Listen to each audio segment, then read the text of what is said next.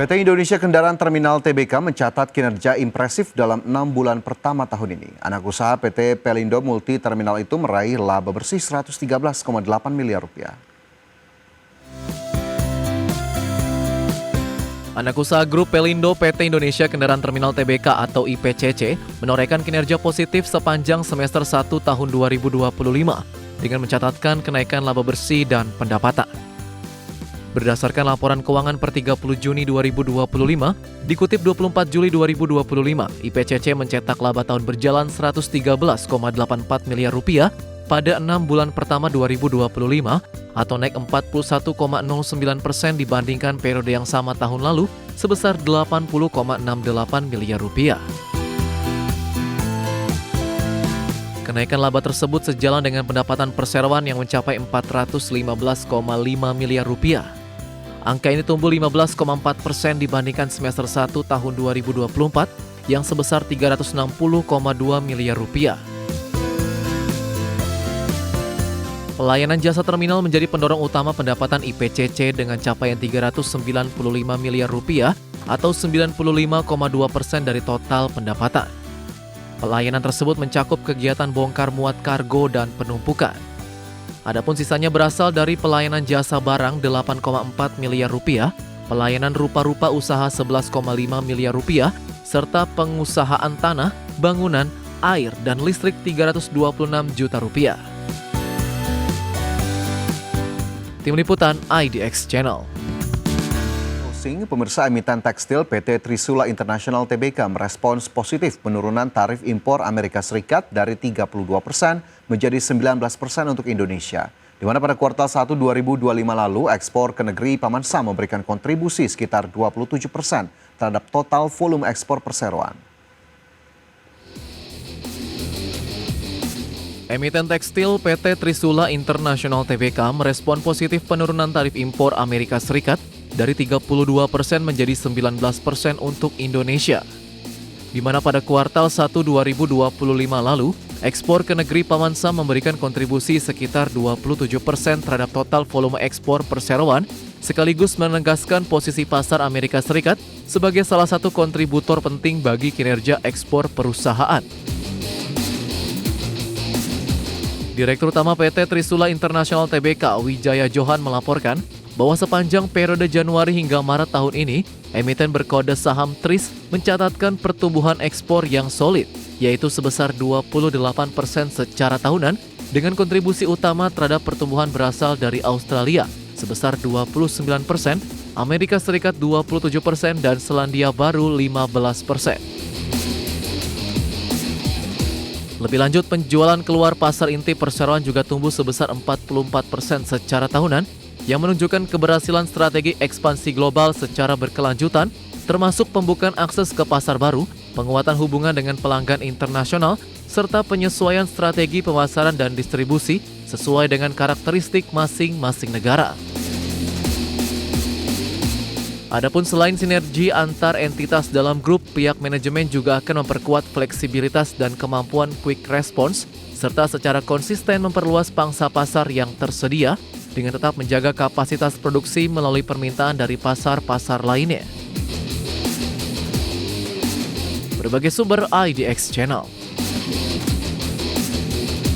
PT Bumi Serpong Damai Tbk atau emiten berkode saham BSDE mencatatkan marketing sales sebesar 5,08 triliun rupiah pada semester 1 2025. Capaian ini setara dengan 51% dari target tahunan yang ditetapkan sebesar 10 triliun rupiah.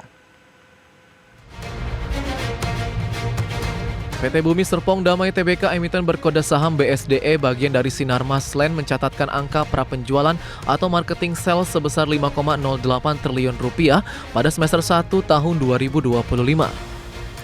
Capaian ini setara 51% dari target tahunan yang ditetapkan sebesar 10 triliun rupiah. Sementara jika dibandingkan dengan kinerja di periode yang sama tahun sebelumnya sebesar 4,84 triliun rupiah, angka tersebut naik 5%. Direktur BSDE Hermawan Wijaya melalui keterangan resmi mengatakan, hal ini mencerminkan daya serap pasar yang tetap terjaga di tengah dinamika sektor properti nasional. Proyek-proyek di BSD City masih memberikan kontribusi dominan pada marketing sales BSDE di semester 1 tahun 2025.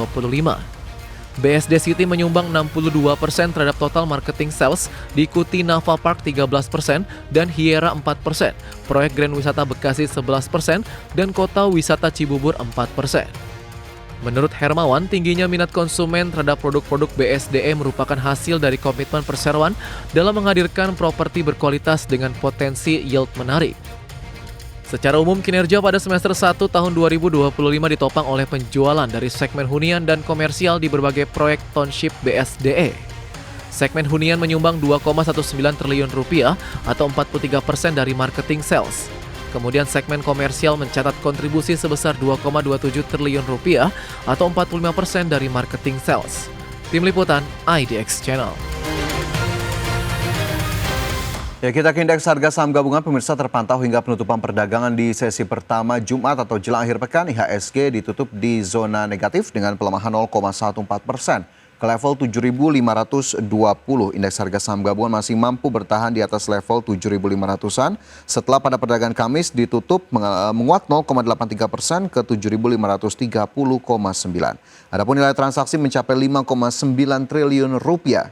Di sepanjang sesi pertama, 252 saham menguat, 362 saham melemah, dan 342 saham lainnya mengalami pergerakan yang stagnan. Dan kita lihat sejumlah saham yang masuk dalam jajaran top gainers maupun top losers pada perdagangan di sesi pertama.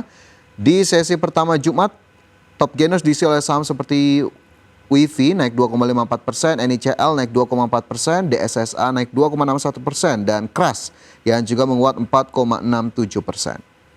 Sementara itu jika kita lihat dari top losers ada PANI yang turun 2%, BMRI melemah 1,46%, GOTO terkoreksi 1,69%, dan juga BRPT melemah 1,8%. Adapun dari sisi sektoral, keuangan memimpin penguatan dengan kenaikan 1,72%, infrastruktur menguat 0,75%, sementara barang baku menjadi sektor yang memberatkan IHSG turun 0,84% dan kesehatan melemah 0,67%. Induk usaha Google yakni Alphabet mencatat kenaikan pendapatan sebesar 14% di kuartal 2 2025 secara tahunan. Dari kenaikan tersebut, laba Alphabet meningkat 19% secara year on year. Perusahaan raksasa teknologi Alphabet mencatat pendapatan sebesar 96,4 miliar dolar Amerika Serikat di sepanjang kuartal 2 2025. Raihan tersebut meningkat 14% dibandingkan kuartal 2 di tahun lalu. Dari kenaikan tersebut, laba kuartalan induk usaha Google ini tercatat sebesar 28,2 miliar dolar Amerika Serikat atau setara sekitar 459 triliun rupiah di kuartal 2 2025. Perolehan laba ini naik 19% dari kuartal 2 2024. Kenaikan pendapatan tersebut diperoleh dari pertumbuhan yang terjadi di seluruh lini usaha Alphabet. Menurut CEO Alphabet Sundar Pichai, kinerja positif perusahaan di kuartal 2 juga terutama didukung oleh pengguna kecerdasan buatan. Dalam hal ini, fitur kecerdasan buatan AI Overviews membukukan kinerja yang baik dan ikut mendukung perolehan kinerja positif bagi Alphabet. Di sisi lain, pendapatan Alphabet dari fitur pencarian tumbuh di atas 10% pada kuartal 2 2025. Demikian halnya dengan pendapatan iklan dan layanan berlangganan di YouTube yang juga mencatat kinerja yang memuaskan. Sebagai sumber untuk IDX Channel.